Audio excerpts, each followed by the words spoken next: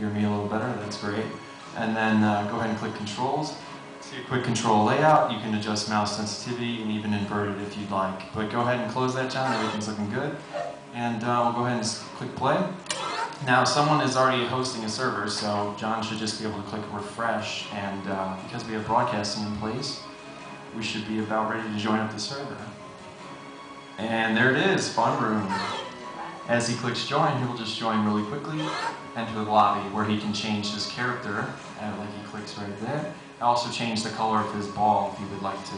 But when he's done, he will just click ready, and then the game starts. Alright, so John is just compressed into the hamster cage. He picks up his first power, the speed power. Notice that all the other powers are grayed out, because you can only hold one power at a time in the range.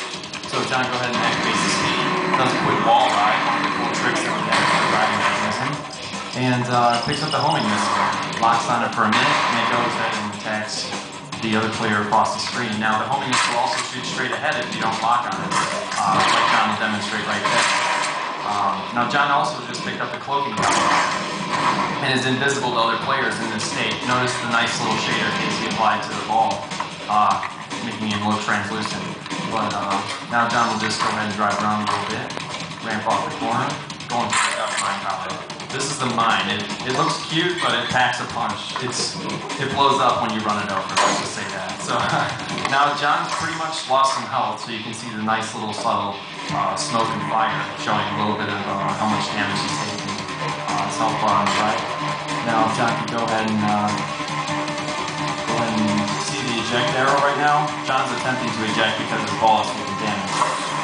He ejected out of his ball and got a new one, so that prevents him from losing lives. The way you win the Roadent Rampage is by being the last one with lives left.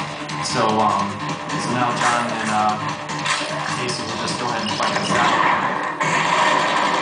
John can just beat him. As you can see, the action's pretty intense. But John just activated the damage power up right there. Notice the red bullets does double damage. But there's a little stat screen of who did kills and who killed who. So we're going to quickly finish this.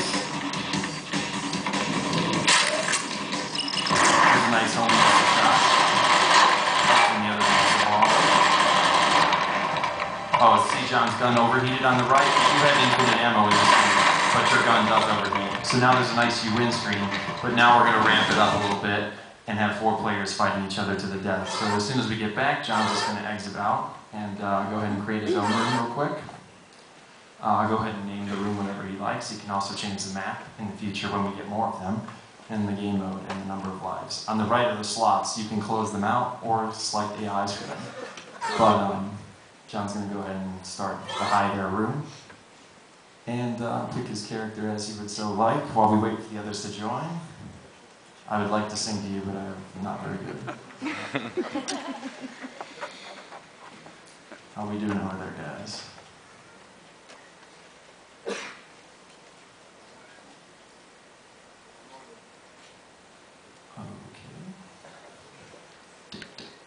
And we're good. So go ahead and click ready, John, and start the server. The server started, and Roadent Rampage is about to commence. Rampage. Notice everyone has little colors and it's super cool. John's got a good strength.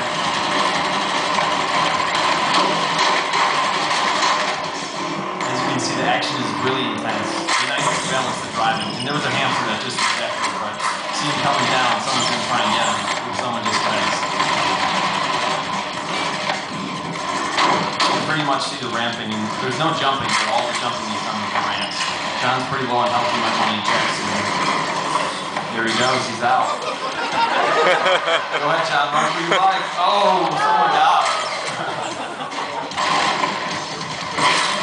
Oh, yeah, someone ejected unsuccessfully, if you heard it. Oh, that's the man just got splat. Now, there's a homing missile right there.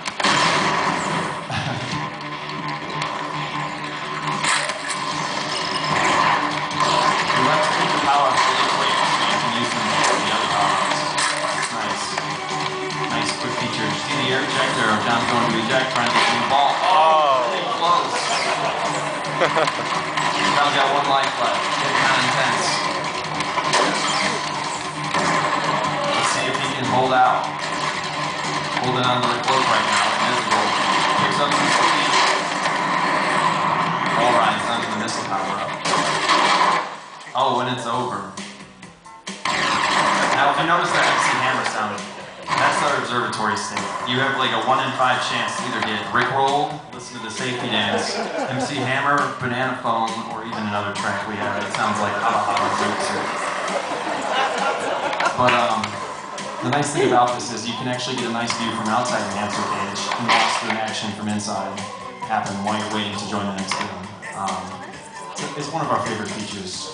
We wanted to keep the quirkiness of the game and kind of give you that nice little friendly feel when someone wins. As he's cruising around, looks like he's just chilling, having fun. All the other hamsters must be dead. So if John goes ahead and exits out, and that is Roadent Rampage.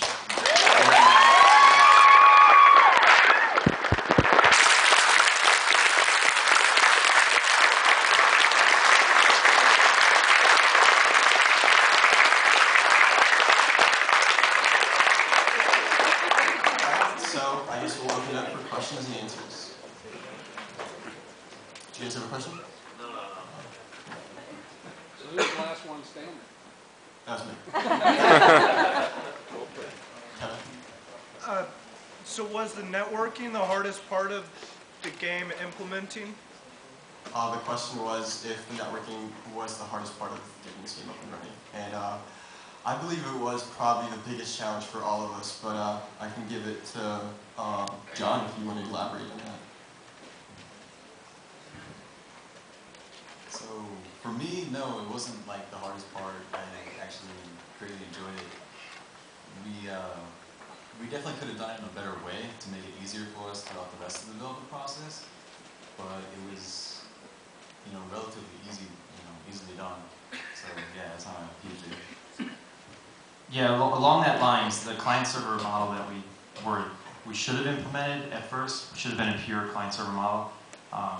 We decided to can that for a smoother client, which ended up hurting us in the long run. It basically turned our gameplay code into spaghetti and made implementing new gameplay features a very tedious process.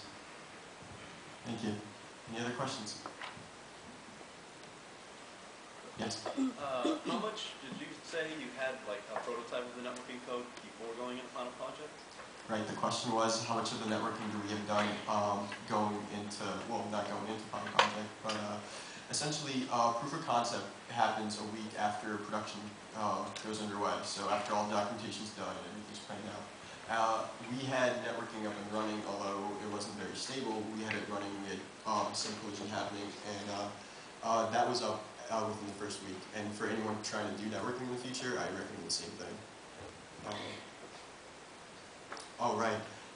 So you can download our game at roadentrampage.com. Feel free to play it and enjoy it. So, I guess if there are any more questions. Oh, one more. No? Yeah, go ahead. How many lines of code do you guys have? Lines of code. Oh my God. 50,000. Yeah, it's pretty massive.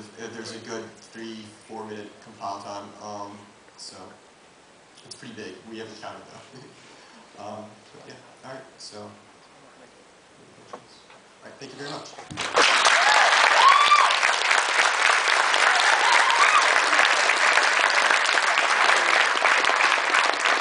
Good job, guys. I'm Justin Gallo. I'm the EP for the next team.